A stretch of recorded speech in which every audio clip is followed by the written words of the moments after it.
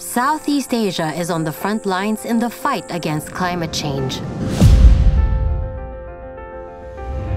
At the 4th Southeast Asia Development Symposium, Imagining a Net-Zero ASEAN, leaders from government, industry, the development sector, and civil society gathered in Bali, Indonesia on March 30th, 2023 to discuss measures that can curb climate change impacts and help countries meet their net zero targets.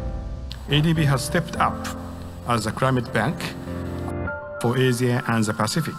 Our ambition is to provide $100 billion in cumulative climate finance from 2019 to 2030 for those 12 years for the region, while launching game-changing platforms to scale up our climate financing. Financing is definitely critical.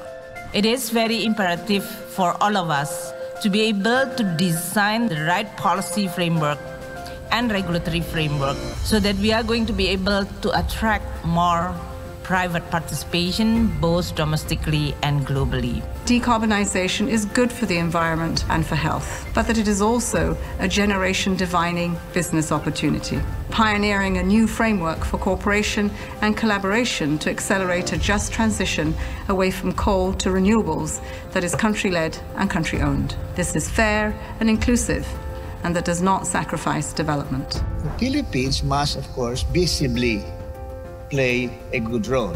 We're no longer going to allow new coal plants. We are open to 100% foreign ownership of renewable energy. I think we may also take the same view about transportation, because these are the two biggest sources of emissions. Allow me to share with you about the development of Indonesia new capital city in Nusantara. As a new capital, Nusantara has 5 principles of a modern city, namely green, smart, inclusive, resilient, and also sustainable. These 5 principles will allow Nusantara to be both nature-friendly and people-centered. There is no shortage of finance. The challenge before all of us is to de-risk projects and ensure that we are able to get long-term finance from private resources.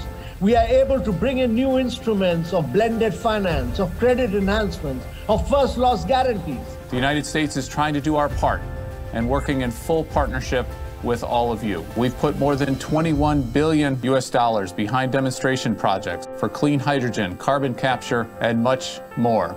Getting to net zero emissions is as urgent as ever to stabilize global mean temperature increase. We need to reach a point where no longer growing the concentration of greenhouse gases in the atmosphere. So if you want to limit global mean temperature increase, we need to reach the point of net zero emissions by no later than 2050. And this needs to happen fully in tandem with a commitment to keep cumulative emissions over time within the 1.5-degree carbon budget.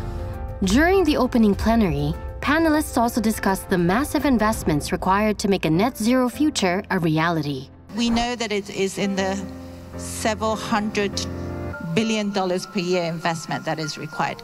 What we need to do is to bring that to 4-to-1 ratio. So for every dollar of existing investment to the fossil fuel industry, we need to invest $4 into the green economy. We need not just money, but we also need innovative solutions.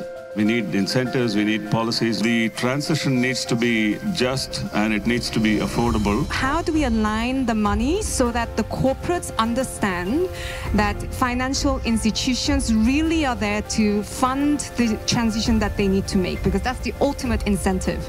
As Southeast Asia embarks on a new era, transitioning to a low-carbon economy,